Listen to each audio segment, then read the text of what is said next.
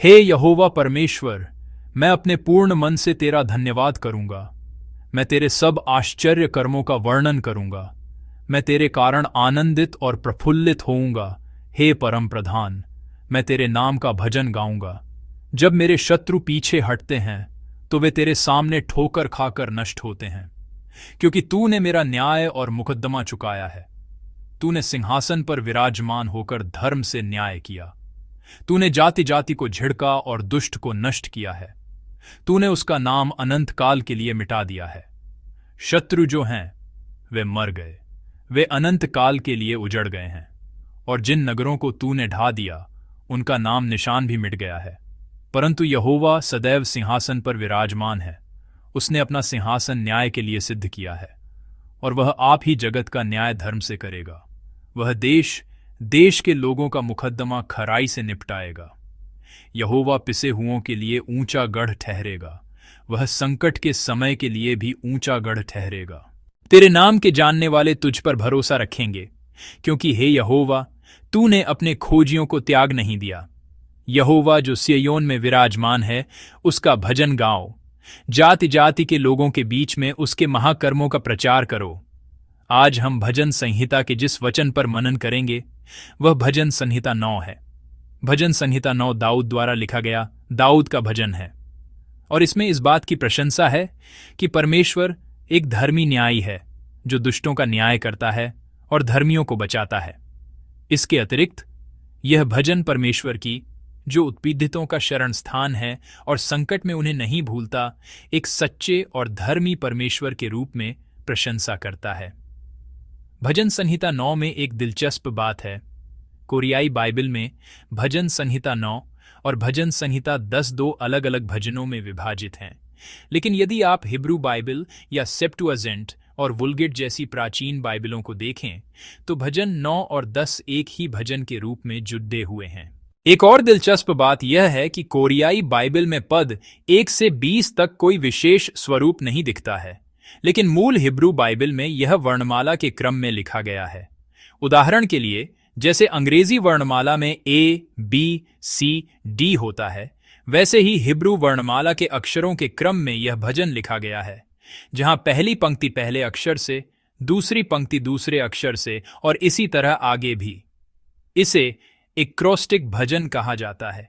इस तरह लिखने का कारण यह है कि इसे एक साहित्यिक युक्ति के रूप में उपयोग किया गया है, ताकि पाठक केवल दाऊद की भावनाओं को ही न समझें, बल्कि एक लय और क्रमबद्ध वाक्यों के माध्यम से इसे बेहतर ढंग से याद रख सकें। इसे बेहतर ढंग से स्मरण करने और एक व्यवस्थित विश्वास की स्वीकारोक्ति करने के लिए इस तरह के एक्रोस्टिक भजन का उपयोग किया जाता है। आज इस भजन का लेखक दाऊद हमसे क्या कह रहा है? सबसे पहले यदि हम शीर्षक को देखें तो हमारी आई वर्शिप मनन पुस्तक में इसके ऊपर कोई शीर्षक नहीं है, लेकिन यदि आप बाइबल को देखें तो पद 1 के ऊपर इस भजन का शीर्षक लिखा हुआ है। दाऊद का भजन जो मुतलब्बेन की रागिनी पर प्रधान बजाने वाले के लिए है। दाऊद का भजन समझ में आता है और प्रधान बजाने वाले के लिए भी समझ में आता है, लेकिन यह मुतलब्बेन क्या है? यह एक ऐसा शब्द है जो पूरी बाइबल में केवल यहीं आता है, इसलिए विद्वानों के लिए भी यह समझाना बहुत मुश्किल है कि इसका वास्तविक अर्थ क्या है। कुछ लोग कहते हैं कि यह एक तरह की लय है। चूंकि यह भजन एक गीत था, कुछ लोग कहते हैं कि यह उस धुन की तरह है जिस पर यह गीत गाया जाता था। कुछ अन्य लोग कहते हैं कि बेन शब्द का अर्थ पुत्र है हिब्रू में, और यदि आप कुछ अंग्रेजी बाइबलों को देखें तो डेथ ऑफ द सन के आधार पर इसे पुत्र की मृत्यु का गीत के रूप में भी अनुवाद किया गया है। इसीलिए यह एक ऐसा भजन था जिसे किसी पुत्र की मृत्यु पर एक धुन के साथ गाया गया था, ऐसा भी इसका अनुवाद किया जाता है। सटीक पृष्ठभूमि अज्ञात है, लेकिन यह स्पष्ट है कि किसी जीवन की मृत्यु या अन्यायपूर्ण बलिदान जैसी स्थिति में भी दाऊद धर्मी परमेश्वर की स्तुति कर रहा है। इसलिए भजन संहिता 9 के पद 1 से 11, जिस पर हम आज मनन कर रहे हैं, केवल धन्यवाद का गीत नहीं है, बल्कि संकट के बीच भी परमेश्वर पर भरोसा करने की विश्वास की एक घोषणा है। यह विश्वास की एक स्तुति है जो कहती है, मैं इस अधर्मी दुनिया में भी धर्मी परमेश्वर में बना रहूंगा। चाहे इस दुनिया के हालात मेरे लिए कितने भी प्रतिकूल क्यों न हों। मैं धर्मी परमेश्वर पर ही अपनी आशा बनाए रखूंगा। आज के पाठ भजन संहिता के पद 4 को देखें तो इसमें अदालती शब्दावली का बहुत प्रयोग हुआ है। मैं पद 4 को पढ़ता हूं। क्योंकि तूने मेरा न्याय और मुकद्दमा चुकाया है, तूने सिंहासन पर विराजमान होकर धर्म से न्याय किया। आमीन। मुकद्दमा, न्याय और फैसले जैसे शब्द अदालती शब्द हैं। जरा सोचिए, अदालत में खड़े होने से कौन डरेगा? जिसने पाप किया है वह अदालत में खड़े होने से डरेगा। जिस व्यक्ति ने कोई पाप नहीं किया है उसे अदालत में जाने का कोई कारण नहीं है, और यदि वह अदालत में खड़ा भी हो जाए तो वह डरेगा नहीं। ऐसा क्यों है? क्योंकि वह निर्दोष है। क्योंकि जब मुझ में कोई दोष नहीं है तो मैं उस जगह पर भी नहीं डरता जहां मेरे कर्मों का न्याय होता है। उसी तरह जब हम परमेश्वर के सामने खड़े होते हैं तो आज यह वचन हमसे पूछ रहा है, क्या हम पापी के रूप में खड़े हैं या क्षमा किए गए व्यक्ति के रूप में?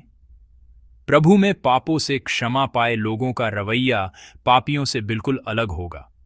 जो पाप में है वह प्रभु के पास जाने से डरता है, लेकिन जिसके पाप परमेश्वर के सामने क्षमा कर दिए गए हैं वह उसके सामने साहस के साथ खड़ा हो सकता है।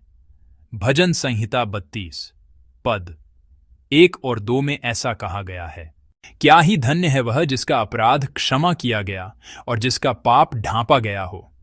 क्या ही धन्य है वह मनुष्य जिसके अधर्म का यहोवा लेखा न ले और जिसकी आत्मा में कपट न हो। आमीन। वे कौन हैं जिनके अधर्म का यहोवा लेखा नहीं लेता? ये वे लोग हैं जिन्हें परमेश्वर की ओर से क्षमा मिली है। यहोवा से क्षमा न पाने से ज्यादा भयानक कुछ नहीं है। स्वयं अपने पापों का समाधान करने की कोशिश करना और फिर प्रभु के सामने जाने पर उनका प्रकट हो जाना, इससे भयानक और कुछ नहीं। लेकिन यह कितना धन्य है कि हम यहोवा से उन सभी भयानक पापों का समाधान पाकर परमेश्वर के सामने निर्दोष खड़े हो सकते हैं। इसका मतलब है कि इसमें अनंत आनंद है। यह आनंद मैं कब मरूंगा मुझे नहीं पता का डर नहीं है, और न ही उस मृत्यु का सामना करते समय मेरा किस तरह का न्याय होगा का डर है, बल्कि यह विश्वास है कि मुझे अब प्रभु से क्षमा मिल गई है और प्रभु मेरे साथ हैं। इसीलिए यदि मैं अभी परमेश्वर के पास जाता हूं तो मेरा आनंद ऐसा है जिसे कोई शैतान, कोई डर, कोई संकट या कोई सांसारिक शक्ति नुकसान नहीं पहुंचा सकती। अंतिम दिन हम सभी परमेश्वर के सामने खड़े होंगे। यह सरल सत्य आज हमारे चर्चों में बहुत कमजोर हो गया है। वह दिन निश्चित रूप से आएगा। हम नहीं जानते कि यह कब आएगा, लेकिन वह दिन निश्चित रूप से आएगा और हम 2 द्वारों में से एक में प्रवेश करेंगे, स्वर्ग या नरक। बीच का कोई क्षेत्र नहीं है। वह निर्णय एक बार का है, लेकिन वह अनंत है। यह 100 वर्ष या 200 वर्ष नहीं, बल्कि अनंत काल के लिए है। यह 1000 या 2000 वर्ष नहीं, बल्कि अनंत है। जो नरक में गया है वह स्वर्ग में नहीं जा सकता, और जो स्वर्ग में गया है वह नरक में नहीं गिर सकता। वह निर्णय जो एक बार का और अपरिवर्तनीय है हम सबके जीवन में आने वाला है। इसलिए प्रिय संतो, अब हमें अवसर दिया गया है। हमें हर दिन परमेश्वर के सामने पश्चाताप करना चाहिए और परमेश्वर से अनुग्रह मांगना चाहिए। मैं प्रार्थना करता हूं कि पापों की क्षमा पाने का यह अवसर आप आज ही ग्रहण करें। मैं कल क्षमा मांगूंगा, मैं कल उस व्यक्ति के साथ सुलह करूंगा, या मैं कल परमेश्वर के पास जाऊंगा, नहीं है।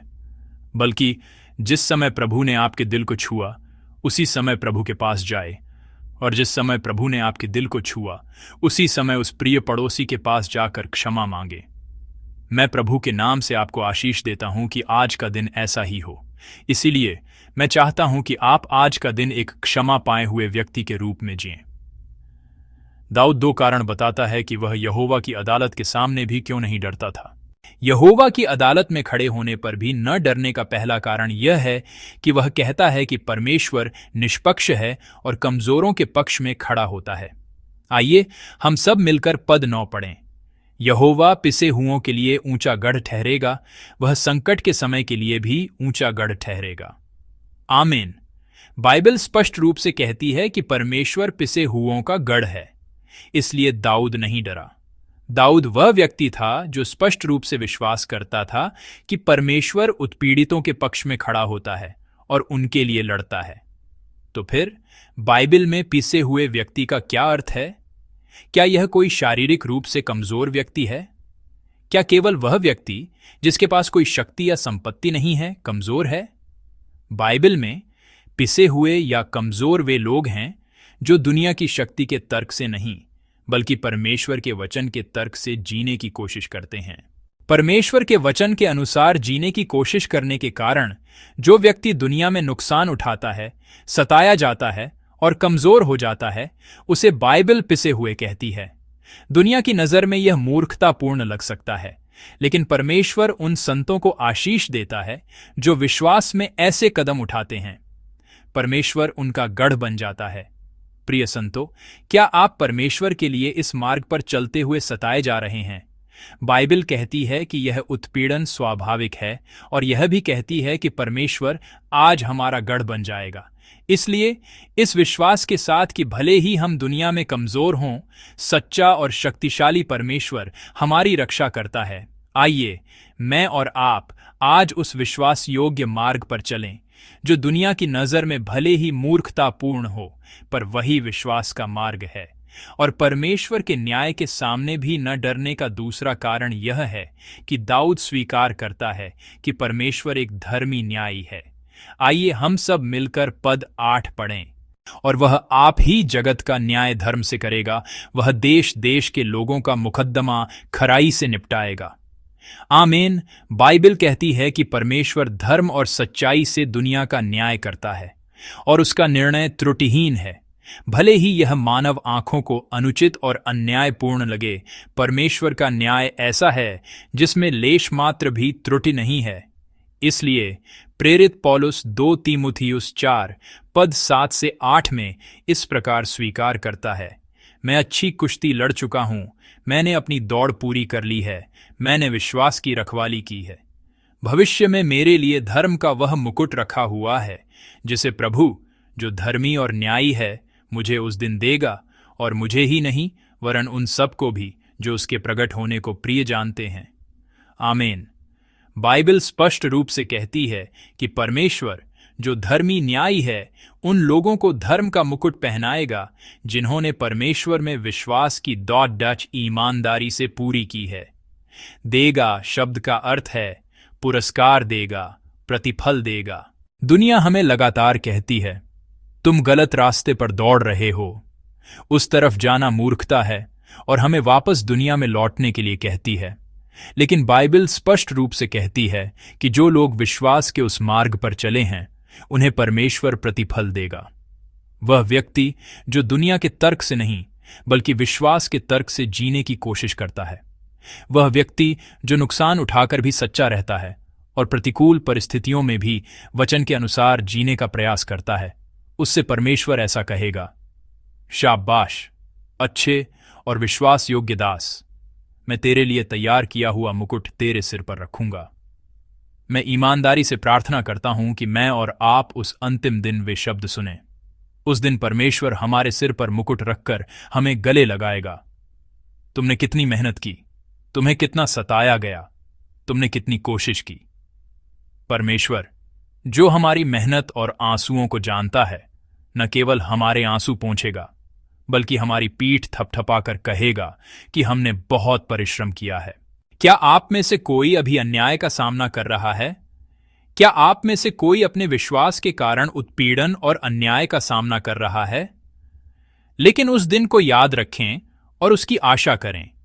परमेश्वर निश्चित रूप से इस समय को देख रहा है। परमेश्वर द्वारा तैयार किया गया धर्म का मुकुट हमारी प्रतीक्षा कर रहा है।